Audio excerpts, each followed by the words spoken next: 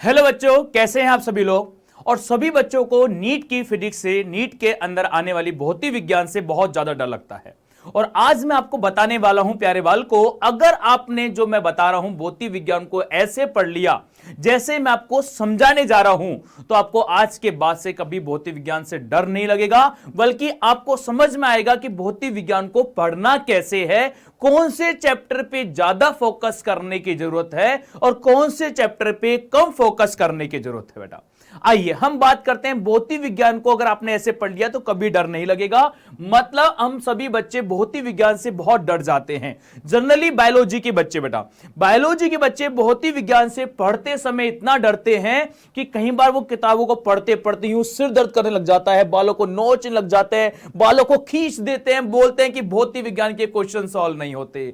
ये भौतिक विज्ञान के न्यूमेरिकल बहुत परेशान करते हैं, ऐसे पागलों की तरह पढ़ते रहते, यूं पढ़ते रहते हैं, क्वेश्चन सॉल्व नहीं होते, पागल हो जाते हैं।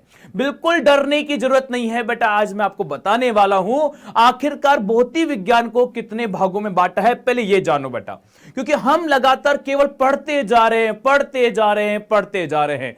11वीं क्लास भी पढ़ ली, 12वीं क्लास भी पढ़ ली, बेटा लगातार पढ़ते जा रहे हैं और हमें यह नहीं पता कि हमें कौन कौन से चैप्टर पढ़ने चाहिए, कितने कितने नंबर का उनका वेटेज होता है नीट एग्जाम्स में।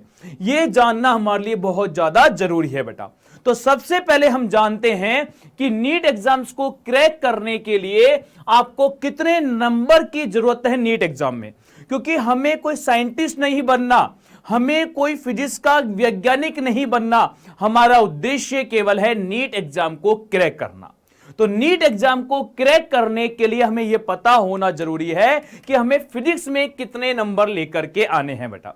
तो मैं आपको बता दूं बेटा, अगर आपने नीट एग्जाम को क्रैक करने के लिए फिजिक्स में 150 नंबर ले आओ बेटा, 150 नंबर ले आओ केवल मात्र बेटा, तो आपका नीट में सिलेक्शन 100% हो जाएगा।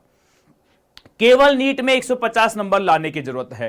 घबराने की बिल्कुल जरूरत नहीं है, सिर को पकड़ के खींचने की जरूरत नहीं है, बालों को खींचने की जरूरत नहीं है, गुस्सा करने की जरूरत नहीं है, बिल्कुल टेंशन लेने की जरूरत नहीं है। पहले यह समझना जरूरी है कि जो एग्जाम मुझे क्लियर करना है, जो मेरा उद्देश्य है नीट एग्जाम को क्लियर करना, उसमें सबसे बड़ी मुसीबत है फिजिक्स। तो फिजिक्स को क्रैक करने के लिए मुझे कितने नंबर लाने होंगे, तो यह जानो सबसे पहले।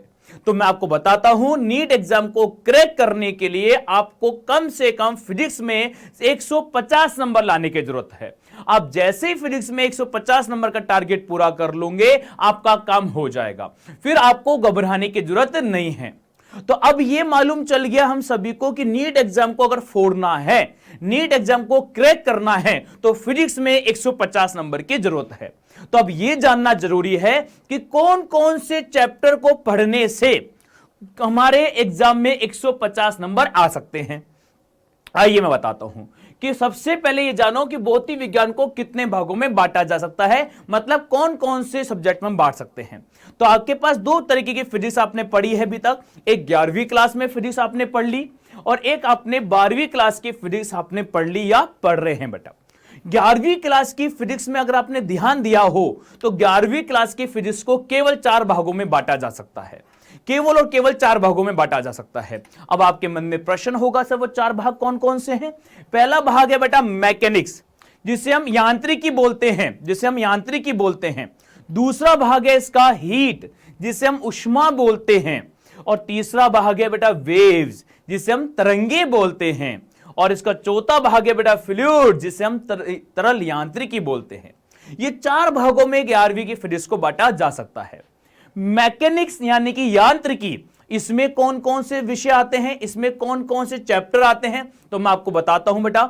इसमें आपका सरल रेखा में गति, समतल में गति, न्यूटन गति के नियम, कार्य ऊर्जा शक्ति और घूर्णन गति, ये चैप्टर्स इसमें आते हैं, जिसे हम मैकेनिक्स यांत्रिकी बोलते हैं। हीट, हीट में क्या आता है, ऊष्मा में क्या आता है, आप याद करो आपने पढ़ा था ऊष्मा गति की, गैसों का अनुगति सिद्धांत, ऊष्मा का स्थानांतरण, ये इसमें आता है। वेव्स, वेव्स मतलब तरंगे, इसमें क्या आता है, सरल आवर्त गति, जिसे हम बोलते हैं दोलन गति। और दूसरा आता है तरंगे, जिसमें हमने ध्वनि तरंगे पढ़ा था। और एक होता है फ्लूइड्स, इसमें क्या आता है, तरल यांत्रिकी आता है और प्रत्यास्था आता है। गुरुत्वाकर्षण वाला चैप्टर आपके यांत्रिकी में आता है। अगर आपको यह बात पता चली कि 11वीं क्लास की जो फिजिक्स है उसको 4 कैटेगरी में डिवाइड कर सकते हैं, हम 4 भागों में डिवाइड कर सकते हैं। अब अगर मान लो किसी को बहुत डर लगता है फ्लूइड वाले भाग से, तरल यांत्रिकी वाले भाग से बहुत डर लगता है, तो मत करो। किसने बोला है कि पूरी फिजिक्स सीखो? किसने बोला है आपको? मैंने बोला कि पूरी फिजिक्स आनी चाहिए? अरे पूरी फिजिक्स नहीं सीखनी, हमें केवल और केवल इतनी फिजिक्स सीखनी है कि जिससे हमारे मार्क्स जो हैं वो 150 नंबर आ जाए। हमें फिजिक्स का कोई साइंटिस्ट नहीं बनना, हमें फिजिक्स का कोई वैज्ञानिक नहीं बनना, हमें नीट एग्जाम को क्रैक करना है। और नीट एग्जाम को क्रैक करने के लिए हमें केवल और केवल जो है इनके कुछ भागों को इस प्रकार पता होना चाहिए जिससे 150 नंबर आ जाए। तो हमें बेटा फ्लूइड्स नहीं आती तो मत करो, किसी को हीट नहीं आती तो हीट छोड़ दो, किसी को अगर मैकेनिक्स नहीं आती तो मैकेनिक्स छोड़ दो, या मैकेनिक्स के कुछ चैप्टर नहीं आते तो कुछ चैप्टर छोड़ दो। जो नहीं आता, उस जो समझ नहीं आ रहा उसके पीछे क्यों पढ़ना? हमारे पास 12th क्लास की फिजिक्स भी है जिसको 3 भागों में बांटा जाता है। पहला इलेक्ट्रोडायनेमिक्स। इलेक्ट्रोडायनेमिक्स में क्या क्या आता है? इसमें बेटा आपका पहला चैप्टर स्थिर विद्युत की, विद्युत धारा, संधारित्र, विद्युत चुंबकीय प्रेरण, विद्युत धारा का चुंबकीय प्रभाव, प्रत्यावर्ती धारा, ये सारे चैप्टर आपके इलेक्ट्रोडायनेमिक्स में आते हैं। दूसरा ऑप्टिक्स, जिसे किरण प्रकाशिकी, तरंग प्रकाशिकी बोलते हैं, वो इसमें आता है। और मॉडर्न फिजिक्स में आता है प्रकाश विद्युत प्रभाव, नाभिकीय भौतिकी, परमाणु और अर्धचालक इलेक्ट्रॉनिक्स, ये चैप्टर आपके मॉडर्न फिजिक्स में आते हैं। तो 11वीं क्लास की फिजिक्स को 4 भागों में बांट सकते हो, 12th क्लास की फिजिक्स को 3 भागों में बांट सकते हो। टोटल कितने भाग हो गए? 7 भाग हो गए। मैं कह रहा हूं इन 7 भागों में से अगर आपने कोई 2 भाग छोड़ भी दिए तो कोई फर्क नहीं पड़ रहा आपके नंबरों में। अब कौन कौन से भाग का कितना कितना वेटेज है वो पता होना चाहिए। मैं आपको बता दूं बेटा, इलेक्ट्रोडायनेमिक्स सभी को आसान लगता है, सभी को स्थिर विद्युत की, विद्युत धारा, संधारित्र, विद्युत धारा का चुंबकीय प्रभाव आसान होता है। इसमें से मैक्सिमम क्वेश्चन पूछे जाते हैं। आप मान के चलिए नीट में दोनों का 50-50% वेटेज है। 60% वेटेज वैसे 12th क्लास का होता है, 40% वेटेज आपका 11th क्लास का होता है। तो 12th क्लास को आपने अच्छे से कर लिया तो बेटा इस वाले पोर्शन से क्वेश्चन जो पूछे जाते हैं कम से कम 13 से लेकर 15 क्वेश्चन यहां से पूछे जाते हैं। तो अगर आपने इसमें से 10 से लेकर 12 क्वेश्चंस भी सही कर दिए, और मॉडर्न फिजिक्स इससे कम से कम भी नहीं तो 7 क्वेश्चंस से लेकर 8 क्वेश्चंस पूछे जाते हैं बेटा, 7 से लेकर 8 क्वेश्चंस पूछे जाते हैं। और मॉडर्न फिजिक्स की सबसे आसान होती है। प्रकाश विद्युत प्रभाव छोटा सा चैप्टर है, नाभिकीय भौतिकी बहुत छोटा चैप्टर है, परमाणु बहुत छोटा चैप्टर है, इलेक्ट्रॉनिक्स बहुत आसान चैप्टर है। अगर आपने इन चैप्टर्स को कर लिया, 7-8 क्वेश्चंस आते हैं, धड़ाधड़ फोड़ दोगे, नंबर आ जाएंगे। स्थिर विद्युत की, विद्युत धारा, संधारित्र अच्छे से कर लिया, विद्युत धारा का चुंबकीय प्रभाव, विद्युत चुंबकीय प्रेरण, प्रत्यावर्ती धारा, आराम से आप 10-11 क्वेश्चन यहां सही कर दोगे। किरण प्रकाशिकी नहीं आता, छोड़ दो। कौन कह रहा है उस बड़े सारे के चैप्टर के पीछे पड़े रहो? एक क्वेश्चन आएगा किरण ऑप्टिक्स से, बेटा 1 या 2 क्वेश्चन आते हैं। अब इसके पीछे बच्चा पूरा समय बर्बाद कर देता है और सिर को बालों को खींचने लग जाता है कि फिजिक्स नहीं आ रही। अरे छोड़ दे, कौन कह रहा है इसको कर, ये कर ले, ये दोनों कर ले, आधा काम तो यही हो गया।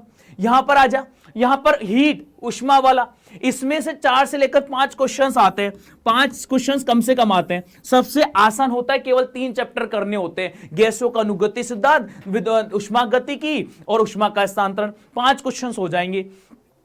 वेव्स में बेटा केवल 2 चैप्टर्स करने हैं तेरे को, दोलन गति और तरंगे। सूत्रों पर क्वेश्चंस आते हैं, इसको कर ले। 3 से लेकर 4 क्वेश्चंस यहां से पूछे जाते हैं, 3 से लेकर 4 क्वेश्चंस यहां से पूछे जाते हैं, है ना। यहां पे मैकेनिक्स की बात करूं, अरे मैकेनिक्स में अगर घूर्णन गति नहीं आता छोड़ दे, जो आता है वो कर ले। इसमें कम से कम हमसे 10 क्वेश्चंस के आसपास पूछे जाते हैं।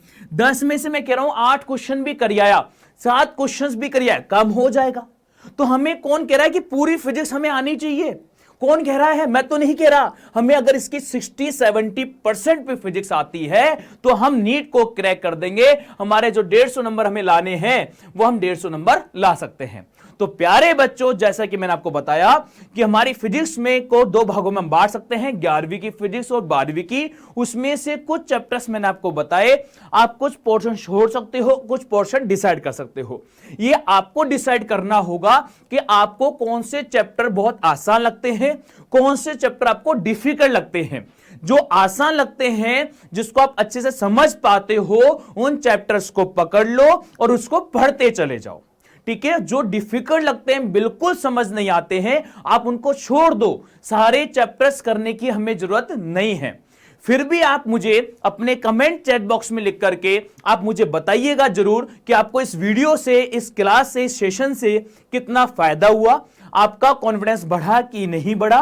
और साथ में मुझे यह भी बताइएगा कि आपके कौन से चैप्टर स्ट्रांग हैं और कौन से चैप्टर आपके वीक हैं बेटा।